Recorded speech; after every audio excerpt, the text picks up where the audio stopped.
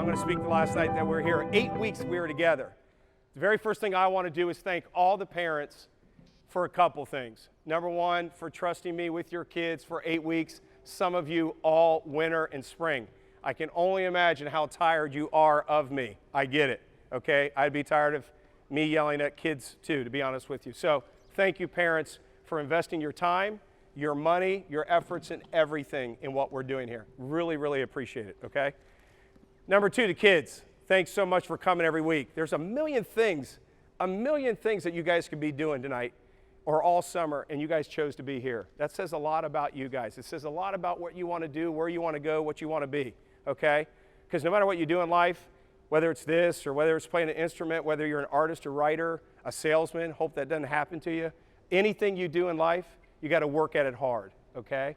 So what I want to talk to you tonight about is, I want to talk to you about being great, okay? You've heard me talk about it. Kids on the spring team have heard me talk about it, but I really want to talk about what it means to be great. Not defining it for you and things like that. I just want to talk to you what you have to do before you even become great. And there's three things I want you to remember. First, you have to decide. First, you have to define. And then thirdly, you have to dream. First, let's talk about decisions. Everything you do in your life is a decision. Your parents made a decision to be here. They made a decision to spend money. You guys made a decision to be here. You decided what shirt you were going to wear, what shoes you wear. It says that the average human being makes 35,000 decisions a day, conscious decisions. They say kids make about 3,000 decisions a day. Half of them are usually bad, okay? But you guys make about 3,000 decisions a day. Think about that. That's a lot of decisions you have to make. Some of them you make them, you don't even think about it, you just do it. Decisions are important. And if you want to be great, the very first thing you have to do is decide that you want to be great. Okay? You have to decide that's what you want to do. Eyes up here. Eyes up here. You have to decide that you want to be great. Okay? No one's going to do it for you. You have to do it on your own. There was a time in my life that I did not decide to be great. To be honest with you, I was very average. I was very mediocre. And all the decisions I made in about a 13-year span of time cost me family, cost me money, it cost me jobs, it cost me a lot of things because I was my worst enemy. I was my worst enemy because I made poor decisions. I was raised right, had a college education, had a great family, and still I decided to make bad decisions. You guys are some of the best decisions I've ever made in my life, okay? So it's about decisions. Number two, let's talk about definition, defining greatness. I don't care how you want to define greatness, but I will tell you this. If your definition of greatness does not benefit somebody else, then you're selfish, okay? You got to make sure whatever you do, whatever you decide to be great at, that somebody else benefits from it. What we did tonight with those shoes, somebody else is going to benefit from that. You should be very proud of yourself. You did something great today. You thought of something bigger than yourself. It's very hard to do in this time and generation. Everybody wants to think about themselves. If you do yourself a favor, if you take care of other people, I'm just telling you, things will work out and people will take care of you. I'm not saying to do that in a manipulative way. I'm just saying make a difference in somebody else's life. And when you're defining greatness, look for role models. That's why we have speakers every week. That's why we had Roy Hall talking about never give up, be significant. That's why I wore this t-shirt tonight. He wants you to be significant. After that, we had Coach Beals, be in the moment. Be in the moment. Don't worry about yesterday. Don't worry about the last turnover you had or even the last success basket you had. Live in the moment. We had Caitlin Stanton in a wheelchair, okay? She could have lost her life. And she came up here and she shared her faith with you in a very authentic and genuine and sincere way. She touches me every time I even utter her words because I have kids. And if one of that happened to one of my kids, it would be the most difficult thing for me to handle. But I'll tell you this, if I saw one of my kids in a wheelchair behaving like her, I would know I did the right thing, okay? Make a difference in somebody else's life. We had Doug Worthington, biggest man you guys have probably ever met in person. Ironically, he talks about doing the little things. The little things. What is he, 6'5", 320? And he's talking about doing the little things. Last week we had Coach Galone. How great was he? His definition of it was just choose better. Every day you wake up, we just said we have decisions to make, right? So you choose better. So first decide to be great. Then define what great is, and then look for models of that behavior. The last one is to dream. It's really important to dream, okay? If you want to be a doctor someday, imagine yourself wearing that white coat with your name on it with MD at the end of it. If you want to be an engineer, think about owning your own engineering firm. If you want to be an accountant, the same thing. If you want to be a musician, see yourself playing at Carnegie Hall. I know those are huge dreams, but why not? Why not? Okay? I truly believe that someday that I'm going to speak on stage in front of a lot of people.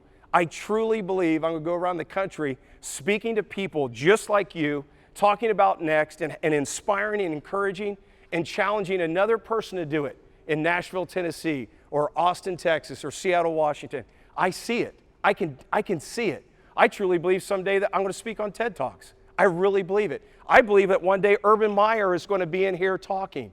And I believe that Nick Saban, one day when he comes here to recruit in the summertime, he's going to speak to you kids. I think Tom Izzo is going to be here one day. I truly do. I see it. I don't need to be convinced by anybody else. I see it. That's my dream. Okay? But you all have your own dreams. Don't ever give up on your dreams. And I got news for you right now. The minute you choose to be great and you start to have conversations like I'm having right now, you're going to have a lot of naysayers. Some of them are going to be bold and arrogant enough to tell it to your face. Others will just do it behind your back. But make no mistake, people will talk about you, okay? Because the people that talk about you, they don't have any desire to be great. They can't even understand it. They just think, it's a bunch of pipe dreams, this and that. Well, I can tell you right now, I sat in Denver's airport last year on May 19th and wrote an email to about 10 fathers, and on our very first time we met, we had about 22 or 32 kids. This year, we've averaged over 75 kids. Same product, same thing, okay? But we have something to share with you guys that's resonating with the community. I had a dream. I do really seriously have a dream, and I want you guys to have that same dream. I want to share with you a guy that I knew. My mom shared this with me when I was 8 years old. When she was in high school and junior high, there was this kid that was an unbelievable athlete. She was born in Circleville, Ohio. And this kid was very quiet, very, very quiet, didn't talk a whole lot, really good athlete. And she said one of the very first times she really noticed him and her heart broke for him is when he was a junior in high school. They had parents' night, parents' night. Walked the kids out on the field his senior year. The football coach walked him out. The guy never knew his father, and his mom gave him up. She didn't want him. See, back in the 50s when he was born, his dad was black, his mom was white. His mom and dad never knew each other. It was one time they met. Never met his dad. His mom got remarried or got married. The guy was a racist, didn't want the guy in the house, and made him go live with his grandmother, who he didn't really know. During that whole time of him growing up, that guy had a problem with peeing the bed. He was so anxious, so nervous. Well, what his grandmother did was make him sleep in it for 2 or 3 days. When they ate dinner, this is really hard for me, all the other kids in the house were able to eat, and then he ate afterwards. High school basketball came. The coach for the basketball team walked him out. His name was Dick Snalfer, walked him out. Once again, no father, no mother. His mother, who lived in the same town that lived 2 streets away, never went to one of his athletic events ever. Think about that. Think about that. Never went to one. All conference, all district, got a half scholarship to West Virginia to play football. Well, offering him half is like offering him none because he didn't have any money. Fast forward some 50-some years, 53 years, that same man got inducted to the Circleville Athletic Hall of Fame. That was my dad. See, my dad chose better. He's my role model. He decided that he was not going to let his current circumstances affect what he would do with his life. And you know who benefited from it? I did. My sister did. My mom did. You know who else benefited from it? All my kids, their grandchildren. Because my dad decided that he was not going to let his current circumstance affect his future. He wasn't going to complain. He didn't ask for any handouts. What do I like to say? He just figured it out. But I will say this, he needed people along the way. Those 2 coaches, I got to meet Dick Snoffer when I played at Wittenberg. After a conference championship, he came up and spoke to me. I'll never forget it, because that man invested in my dad's life. When I met my grandfather, my dad's father, I met him the same day my dad did in 1979 in December in Xenia, Ohio. It was the worst ride of my life. See, back then, a lot of people smoked. My dad smoked. And back then, they weren't worried about how you guys felt in the car, so it could be hotter than Haiti in there, smoking, and you know what? I didn't get to take my coat off. That's all I remember. It was hot as Haiti in that car and smoking. Now, thank goodness he doesn't smoke anymore, and I don't have to ride in a car with my coat on when it's 90 degrees. But I remember walking in, and all I remember is my dad shaking his hand, and my dad immediately said, literally within a minute, so what happened? And all I remember doing is leaving the room with my mom and sister, and they stayed in there for an hour, and they talked. And then I remember going to his house about once a month until he died when I was a freshman. I tell you that story because my dad could have taken a different path. He could have said, you were wrong by me, I'm going to be wrong by you. He chose not to. He chose better. Fast forward a little bit. I didn't meet my grandmother, my dad's mom, until I had 2 kids, Logan and Austin Bailey. Moved back from Florida. We go to her house in Circleville, Ohio. I was not a big fan of her, I'll just be honest, before I met her, because I couldn't think, how could you do this to a human being? We go there. My dad had been going there every Saturday to see her. Walk in, exchange pleasantries, talk to her. She enjoyed the kids. I never saw her again. But you know what my dad did? My dad went, and this is no lie, he went without fail for about 15 years, 16 years, every Sunday to spend the afternoon with her until she passed away. Every Sunday. See, I'm protective of my dad. My dad's a very tough man. You either like him or you don't. There's no in between with my dad. And he's actually much better now than he was 30 years ago. But he doesn't care what people think about him. But a lot of people don't know his story because he's not going to share it with you. But I look at that man and I look at someone that chose better. He had every right to give up. He had every right to go to a different path. But he chose not to. Okay? So you guys, parents sitting in here, they're investing time in you. They love you. They care about you deeply. If nothing else happens in your life, you're blessed just for that. You're blessed just for that. Okay? So we're going to decide to be great. We're going to define greatness, and we're going to find models of greatness, and then we're going to dream to be great. Now I'm going to leave you with this. There's 3 things that every human being should do in their life. 3 things. And I want you guys to start doing them right now. The fact that I'm telling you these things right now, they can never be taken away from you, and you can never be told that someone didn't tell you this. Number 1, there's 3 questions you have to ask yourself, and they are these things. Who am I? What do I believe? And what my purpose is. Okay? Because if you don't know who you are, you can't decide to be great. You got to know who you are. I am the son of Chris and Jake Bailey, the brother of Meredith Bailey. I'm the father of Logan James, Stephen Austin, Ryan William, Addison Reed, Bryce Coleman, and Reese Olivia Christine. I'm their father.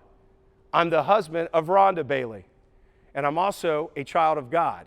And the reason I say that is because it says in God's word that if you believe in me, you are my child. And that leads me to my second point, belief. I do have a belief in Jesus Christ, and I'm not afraid to talk about it. I don't a lot because I don't like to make people feel uncomfortable. I don't want to look like I'm a do-gooder. But I would be doing myself a disservice if I did not share with you that I have a faith in Jesus Christ. Because now I know who I am, and I know what I believe. And you're going to be tested in both of those areas. Okay? Number 3, what's your purpose in life? I can tell you right now, I know what my purpose in life is because it's sitting right in this gym. I know for a fact. I quit my job because this is what I want to do. I doubled down on my skill set. I'm going to make a difference in other people's life. I have been blessed with the gift to encourage other people, to make people feel good about themselves in an authentic and sincere way. So that's what I'm going to do the rest of my life. Is it scary? Yeah, it's scary. I got 6 kids, or at least 4 I got to take care of. The other 2 I don't. but they still call for money. But I only have 4 to take care of. But I'm 51 years old. I have dreams. There's things I want to do, okay? But at the end of the day, this is my purpose. This is my purpose. So ask yourself, who are you? Start having that conversation with yourself right now. At the quietness of your heart, when you're in the car, before you go to bed, who do I want to be? Who do I want to be? And then go find kids that are just like the kind of guy you want to be. Hang around with them, okay? Hang around with eagles. Then number two, start to think about what you believe. What do you believe? Okay? What do you believe? Not to be smarter than somebody else, not to say I believe this and because you believe that you're wrong. No. Just know what you believe. And then number 3, figure out what your passion in this life. Figure out what your purpose is. Because I'm going to tell you right now, if you can figure out what your purpose in life is and it benefits other people, you're going to have a heck of a life. Because when you do those 3 things, you have already made yourself the best you can be, and you become a benefit and value to everyone around you when you're the best. When you're at your worst, which I was at times, I was no value to anyone. I want to be a value to people now, and I want the same thing for you guys, okay? I appreciate you guys so much. I'm so glad that I get to watch you guys grow up. I'm a blessed guy for that. I was telling a parent the other day, the biggest dream that's going to happen for me is that one night I'm going to be in this gym 10 years from now, and Upper Arlington is going to be playing Dublin Kaufman or Scioto or someone, and there's going to be about 8 kids out on that court that played in NeXT when they were growing up. And I'm going to talk to every one of them after the game. That's my payback. I can't wait, because it's going to happen. Some of you guys aren't going to play basketball. You're going to be Division I baseball players. And you're going to mention NeXT in an article how they had speakers at this age, and it really changed how you thought about things. That's powerful. It's going to happen. I see it. I know it. Okay? So I can't tell you enough how much I thank you, how much I thank all of the parents for everything you have done this year and last year. I can't tell you how much I thank you. And thank you for helping this be an unbelievable success. Make no mistake about it. To get 70 to 80 kids to show up every Thursday in the hot summer to play basketball, to have someone like me yell at them, come on, you either got to be crazy or you got to really be hungry to do this. And I applaud that. I applaud that. Okay? So I want everybody in here. We're going to go next on 3. 1, 2, 3, Next! Good job. Good job.